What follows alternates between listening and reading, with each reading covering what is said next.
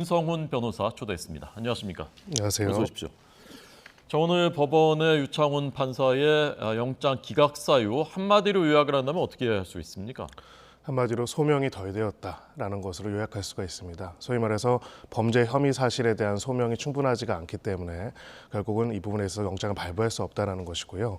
결국은 영장 발부라는 것은 두 가지 가치 중에서 이것을 저울로 비교했을 때 어떤 것이 더 높은지를 판단하는 겁니다. 소위 말하는 불구속 수사의 원칙에서 피의자의 방어권을 보장할 필요성이 있다면요.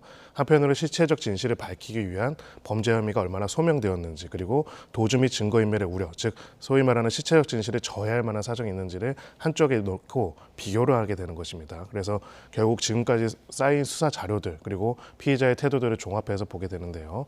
특히나 핵심적인 내용이 될 수 있었던 백현동과 관련된 배임 혐의, 그리고 대북 송금과 관련된 뇌물 혐의, 이 두 가지 혐의에 대해 가지고는 결과적으로는 구속 사유가 인정될 수 있는 범죄 혐의가 소명되기 어렵다라고 판단했고, 증거인멸의 우려도 낮게 판단했습니다. 다만 이제 위증교사와 관련돼서는 범죄 혐의가 소명됐다라고 판단했고요. 결국 가장 핵심적이고 중요한 혐의점에 대해서 지금까지 수사 자료만으로는 소명이 되지 않았다라고 판단하는 것이 이번 법원의 기각 결정의 핵심적인 내용입니다. 네, 하나씩 따져보겠는데요. 우선 피의자의 방어권 보장 필요성 정도와 증거인멸 염려의 정도 등을 종합하면 불구속 수사의 원칙을 배제할 정도로 구속의 사유와 필요성이 있다고 보기는 어렵다. 조금만 더 해설을 좀 해주시겠습니까? 네, 한마디로 지금 이 죄를 범하였다는 상당한 의심이 들고 도주 및 증거인멸의 우려가 있는 경우에 구속을 합니다. 앞에 죄를 범하였다는 상당한 의심이 들고를 우리가 구속의 상당성이라고 하고요. 도주 및 증거인멸의 우려성은 구속의 필요성이라고 합니다. 별개 같지만 사실 하나로 이어져 있습니다. 왜냐하면 죄를 범하였던 것이 상당히 의심이 드는 상황에서는 도주 및 증거인멸의 우려가 높기 때문이죠.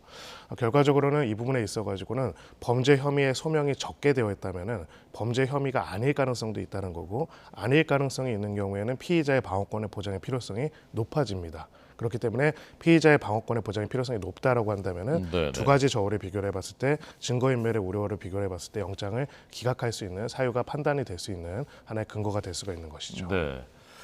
자, 이번에 그 영장을 청구하면서 혐의가 이제 크게 보면은 네 가지죠.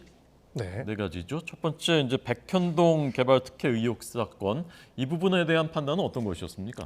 네, 백현도가 관련돼 가지고는 결국은 일단 혐의 자체는 배임입니다. 한마디로 백현도 개발과 관련돼서 김인석 등 친분이 있고 굉장히 밀접한 관련이 있는 자들과의 관련 때문에 여러 가지 특혜를 주었고, 특히나 그 중에서도 핵심적으로는 200억 원의 확정적인 수익을 당시 성남도시개발공사가 가질 수가 있었는데 이거를 안 하도록, 참여를 못하도록 하게 함으로써 200억 원대의 손실을 끼쳤다. 이것이 배임의 혐의점이었고요.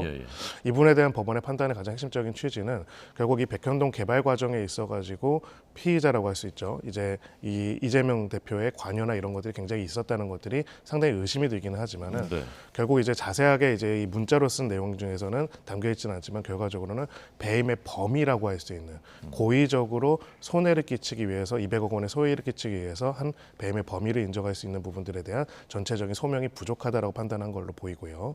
왜 그러냐면은 기본적으로 200억 원을 받을 수가 있는데 200억 원을 안 받았으면은 배임인데요.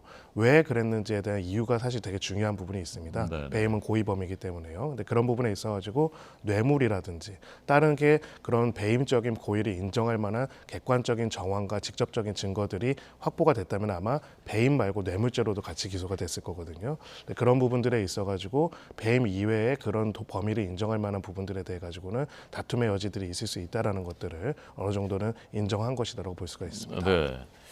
이 피의자의 관여가 있었다고 볼 만한 상당한 의심이 들기는 한다. 그러나 직접 증거 자체는 부족한 현 시점에서 피의자의 방어권이 배척될 정도에 이른다고 단정하기는 어렵다. 이거 조금만 더 설명해 주시죠. 네, 근데 사실 이런 표현들이요 굉장히 관용적인 표현입니다. 판결문에서 어떤 무죄를 설치하거나 이럴 때 뭐뭐한 것 같이 상당히 의심이 들기는 한다. 하지만 이런 점을 고려했을 때는 이 부분이 충분히 소명됐거나 증명됐다고 보기 어렵다라는 판단은 사실 일반적으로 관용적으로 많이 쓰는 표현입니다.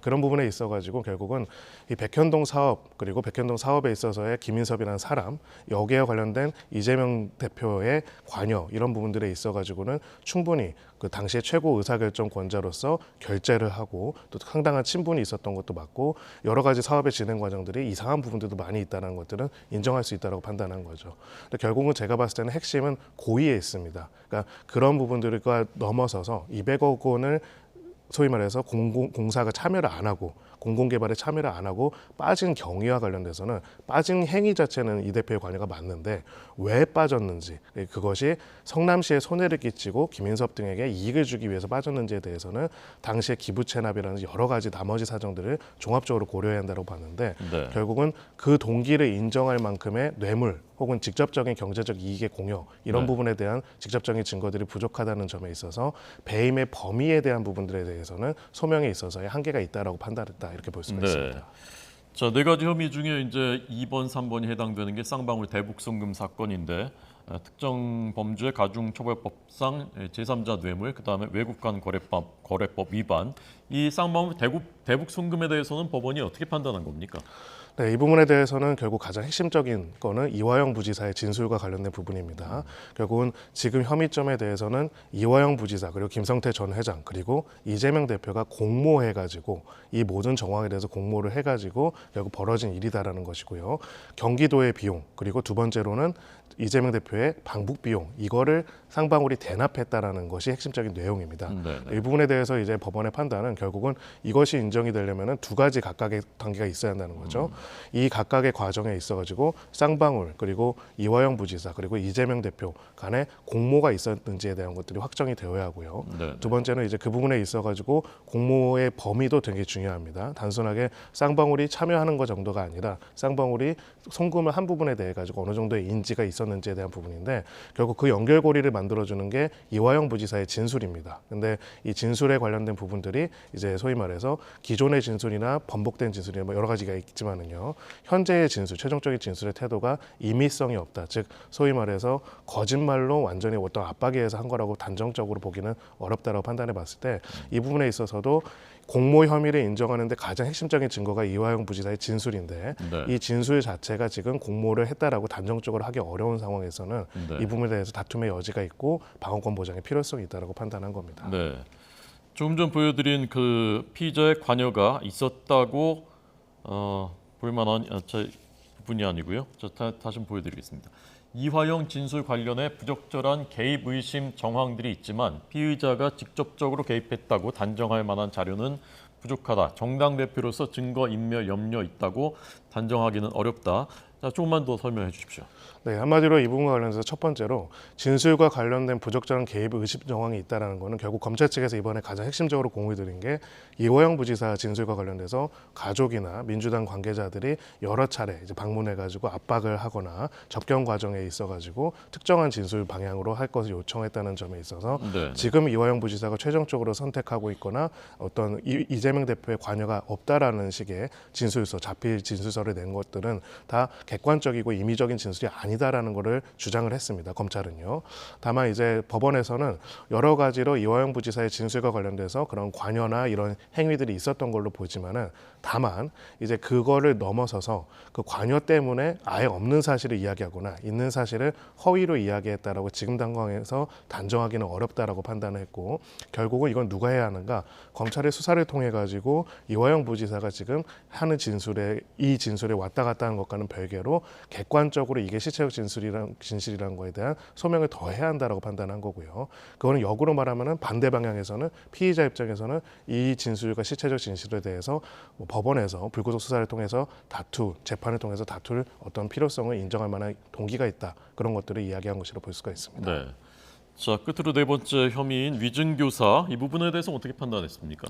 네, 여기에 대해서 가장 간단하게 판단을 했습니다. 범죄 혐의가 소명되었다고 보인다. 소위 말해서 검사 사칭 재판과 관련돼서 거짓 증언을 요구했다는 의혹에 대해서는 지금 나와 있는 내용이 아마 제가 일부 보도에 따르면 녹취록도 나와 있다고 하고요. 그러니까 어떤 이야기를 하는 것이 드러났고 그것이 이재명 대표 측이 이야기하는 것처럼 단순하게 그냥 사실대로 얘기해달라고 한 것이 아니라 특정한 허위 사실의 증언을 요구했다는 부분에 대해 가지고는 상당히 상당히 소명이 됐다라고 판단을 한 겁니다.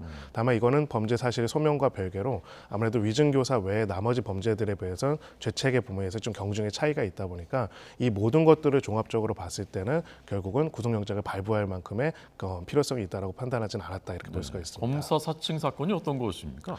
네, 과거에 이제 이재명 대표가 자신이 검사라는 취지로 해가지고 검사를 사칭해가지고 이제 압박을 했던 전화를 했던 것들에 대해서 한번 유죄 판결을 받은 적이 있는데 유죄가 나온 처벌을 받은 적이 있는데요.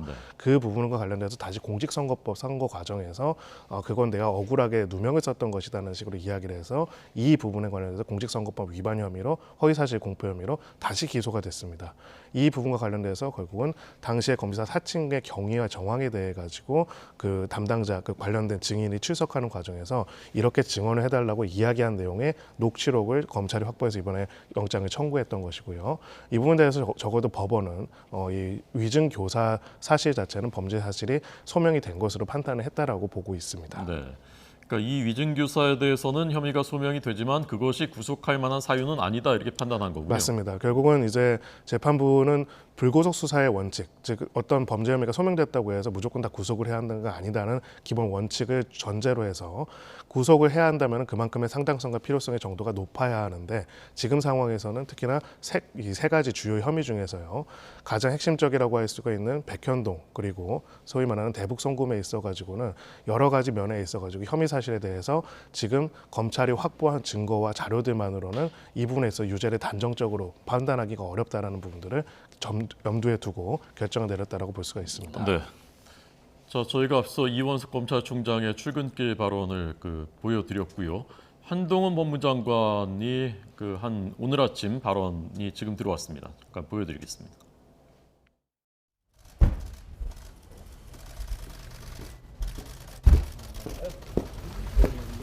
카메라 이재명 대표 구속영장 기각됐는데 어떻게 보시나요? 구속영장 결정은 범죄 수사를 위한 중간 과정일 뿐이고 이번 이 대표에 대한 결정도 그 내용이 죄가 없다는 내용이 아닙니다. 검찰이 그간 절차에 따라서 공정하게 수사해왔고 앞으로도 그렇게 할 것이라고 생각합니다. 그 영장 기각 사유를 보면 좀 이화영의 진술의 신빙성을 좀 법원이 의심을 많이 하는 것 같은데 뭐 그 과정에 진술하는데 문제가 없었던 건지. 법무부 장관이 영장 판사의 세부 판단 내역에 대해서 평가하는 것은 적절치는 않은 것 같고요. 필요하다면 검찰이 설명하지 않을까 생각합니다. 이 대표 관련 남은 수사는 어떻게 될까요? 말씀드렸다시피 영장 결정은 이 범죄 수사를 위한 중간 과정에 불과합니다. 차질 없이 진행될 겁니다. 그 구속영장 재청구 이런 거는 뭐 그런 건 검찰이 판단할 문제입니다. 그리고 그 어제 로톡 변호사들 이제 징계 취소하신 결정도 있으셨는데 뭐 그거는 어떤 이유 때문에 하셨는지 좀. 민간위원 다수가 네, 조금 전 한동훈 법무장관 출근길에서 기자들과의 문답이었습니다. 아까 영장 청구 이 과정은 수사의 중간 과정일 뿐이다. 그리고 죄가 없다라는 뜻이 아니다라는 이제 그 발언인데 지금 이제 그 변호사님 말씀을 들으면서 자 그렇다면은 이것이 결국 이제 본안 재판으로 갔을 때 그 재판의 유무죄에도 이런 그 법원의 판단이 지금 영향이 있는 것인지 일맥상통하는 것인지 아니면 그냥 그것은 구속의 필요성과 상당성만을 따지는 그야말로 이제 중간 과정인지 그 부분에 아마 많은 국민들 시청자들 궁금해하실 겁니다. 법률가마다 의견이 다를 수는 있겠지만은 김성훈 변호사님 어떤 입장이십니까? 네, 일단은 두 가지로 나눠서 말씀드리겠습니다. 영장이 발부가 됐다는 거는 범죄 혐의가 소명이 상당히 됐다라는 것이고요. 지금까지 수사 과정만으로도 유죄의 가능성이 굉장히 높은 상황에서 영장이 발부가 됩니다. 그래서 영장이 발부된 경우에는 지금 수사 내용들을 봤을 때 사실상 유죄의 가능성이 상당히 있겠구나라는 판단을 할 수가 있죠. 물론 단정할 수는 없지만 확률이 훨씬 높아집니다. 영장이 기각된 경우에는요, 원칙적으로는 영장이 기각됐다고 해서 일단 한동훈 장관 이야기처럼 원칙적으로 그 해당되는 혐의가 다 무혐의거나 이런 거는 아니기는 합니다. 구속의 필요성의 정도를 보는 건데 적어도 판단할 수 있는 거는 영장이 기각됐다면 적어도 지금 가지고 있는 수사 자료들이나 증거들만으로는 유죄를 단정적으로 판단하기는 굉장히 어렵고 향후에 기소를 하더라도 법정에서 상당한 공방 등이 이루어질 가능성이 높다라고 볼 수가 있습니다. 그런 면에 있어가지고는 이 영장의 발부와 기각이 때문에 유죄다 무죄다 단정할 수는 없지만 적어도 영장 발부의 경우에는 유죄의 가능성이 굉장히 높아진다는 거, 영장 기각의 경우에는 혐의점에 대해서 다툼의 여지들을 계속 더 반탄한다는 걸 보는 거고요. 일단 사실 뭐 좀 논외긴 하지만은 이 재판부의 결정에 대해 가지고 저희가 한번 생각해 볼 필요는 있는 게요. 그리고 검찰이 기소를 합니다. 그리고 영장을 청구하고 이 모든 것들을 법원에서 결정하고 이 모든 것들은 결국 법원에서 판단하는 것을 하는 거고요. 여기에 전제는 우리가 사법부의 판단에 대한 것을 신뢰하고 거기에 따르겠다는 약속 속에서 시작이 되는 겁니다. 근데 이제 그런 부분에 대해 가지고 사실 하나하나마다 정치적으로 이슈가 돼가지고 이제 이렇게 되게 되면은 사실은 이 검찰의 기소와 수사와 모든 과정들이 불필요해지는 거죠. 어차피 법원의 판단이라는 것들은 임의적으로 다 이루어진다라고 판단하게 되면 사실은 어떤 결정도 어떤 판단도 승복이 되지 않는 거라고 생각을 하고요. 그런 면에 있어가지고는 기소와 어떻게 될지, 혐의가 어떻게 될지에 대해서 저희가 단정할 수는 없지만 적어도 두 가지 다 맞다고 생각합니다. 영장도 이 수사의 전체적인 과정에 불과하다는 것도 맞고요. 다만 이제 영장의 기각과 발부와는 무관하게 이 수사의 혐의점 되는 각각의 내용들에 대해 가지고는 지금으로서는 단정적으로 판단하기 어렵다는 것이 저는 정확한 평가관이라고 생각합니다. 네. 영장을 재청구할 것이냐 아침에 물어보니까 이제 이완석 검찰총장이 오늘 새벽에 난 결정이기 때문에 좀 더 이제 종합적으로 이제 검토를 하겠다라는 원론적인 얘기를 했는데 영장 재청구할 가능성 아니면 불구속 기소 가능성 어느 쪽이 더 높다고 판단 보십니까? 네, 불구속 기소의 가능성이 훨씬 높지 않을까 생각을 합니다. 이제 두 가지인데요. 영장을 청구하는 단계에서는 보통 수사가 어느 정도 마무리된 상태에서 영장을 청구를 합니다. 네, 그래서 기소를 어차피 임박한 상황인데 지금 다시 또 영장을 청구하게 되면은 회기 중이라면 또 다시 또 체포 동의안에 대한 표결을 가게 되는데 이번에 체포 동의안 표결과 그 이후의 과정에 있어가지고의 정치적인 혼란들을 봤을 때는 사실은 또 그게 어떻게 통과될지도 모르는 상황에서 다시 한번 또 한 달의 기간들을 하는 것들에 대해 가지고는 사실은 조금 고려를 하지 않을까 싶습니다. 네, 알겠습니다. 김성훈 변호사 해설을 들려드렸습니다. 감사합니다. 잘 들었습니다.